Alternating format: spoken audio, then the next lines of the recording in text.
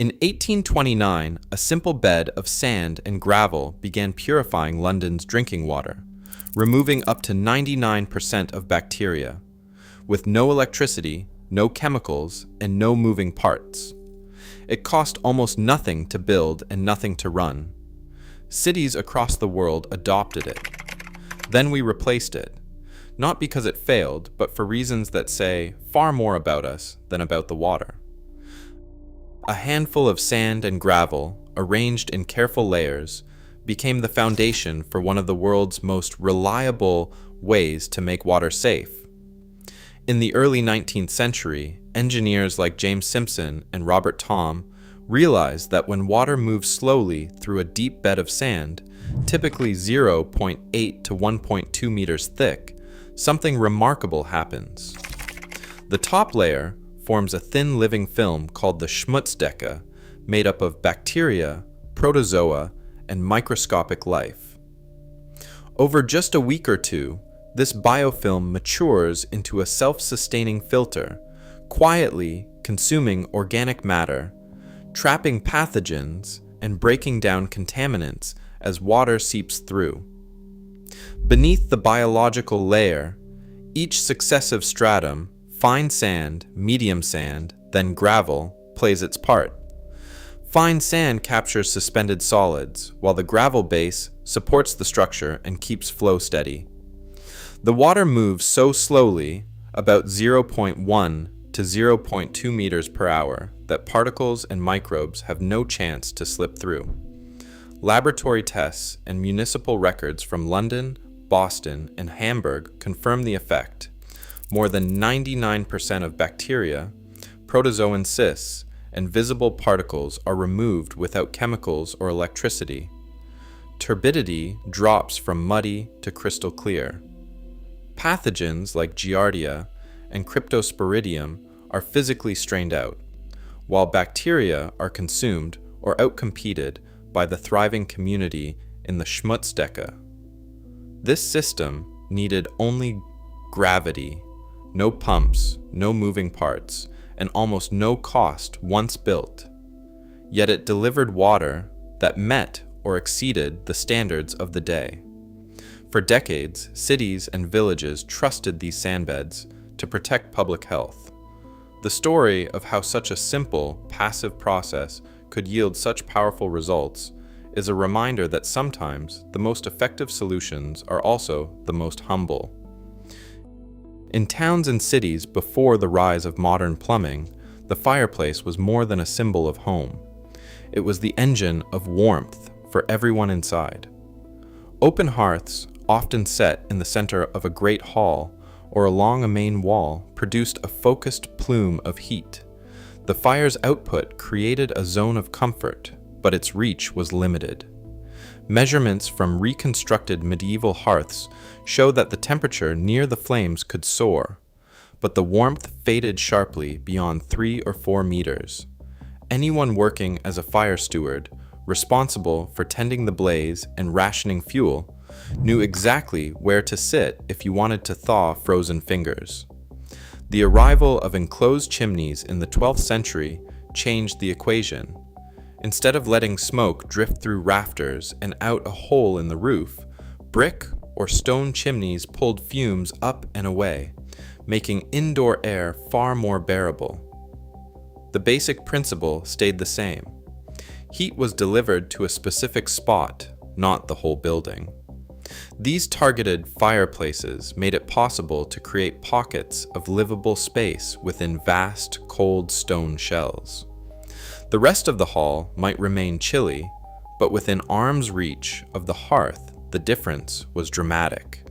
This point source approach to heating, concentrating energy where it was needed most, reflected both the limitations and the ingenuity of the time.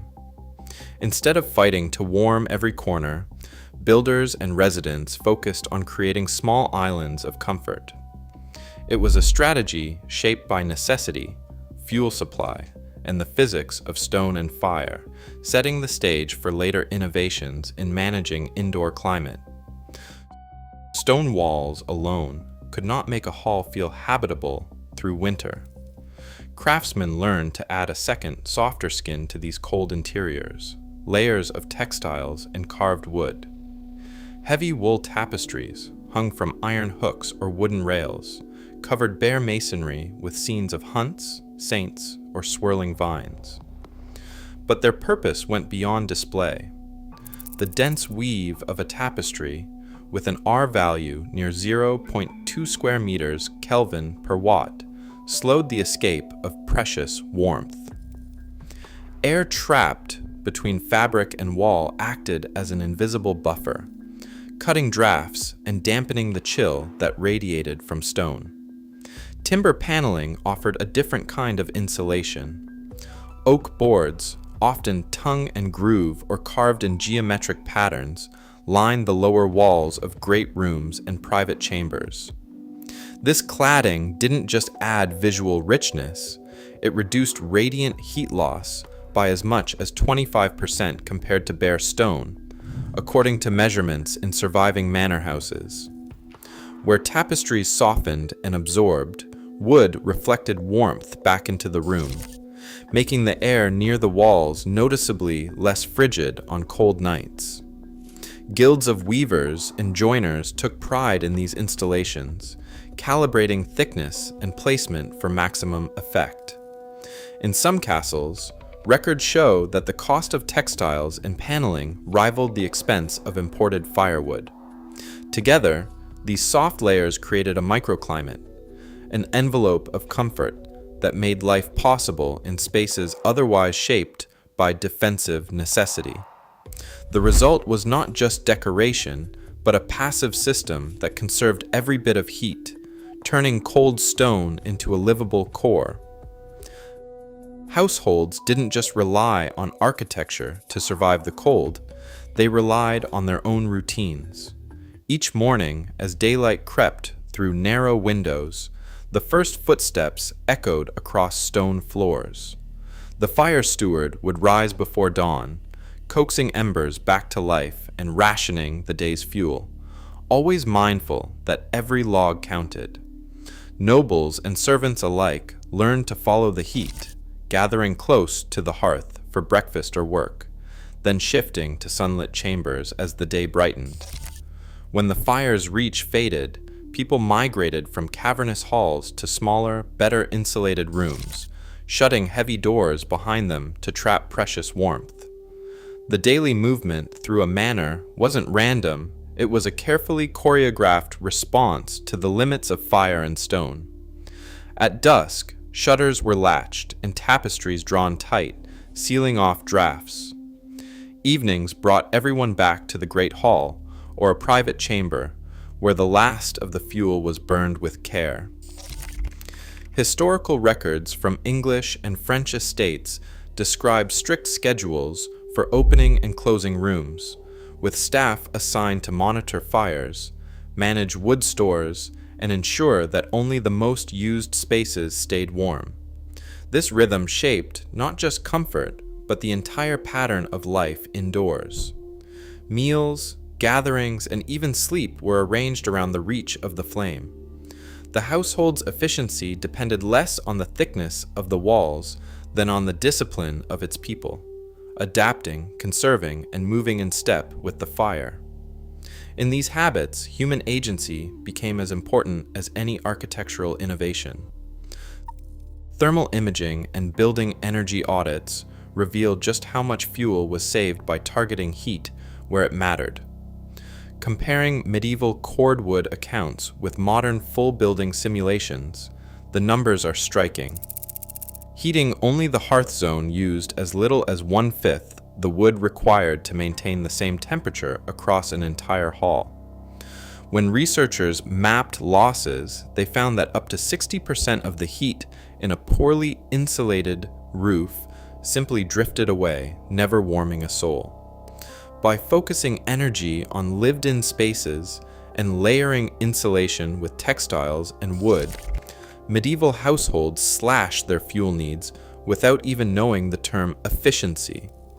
These lessons, drawn from centuries-old ledgers and modern infrared data, show that selective heating and passive insulation did more than just cut costs. They transformed how people survived winter with limited resources.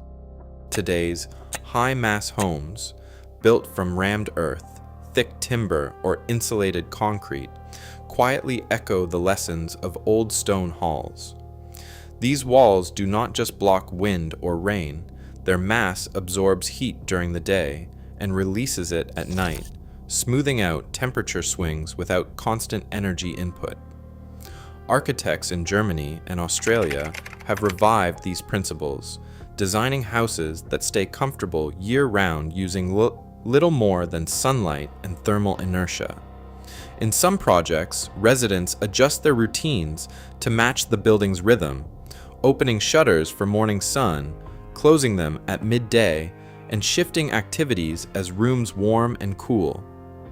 The result is a living space, shaped as much by daily habits as by insulation or mechanical systems. This blend of material wisdom and behavioral design invites a simple question: if centuries-old techniques can deliver comfort and efficiency, why do so many new buildings chase complexity instead? Today, over 2 billion people still lack access to safe drinking water, despite solutions that require little more than sand and patience. As we confront rising costs and growing water crises, the question shifts.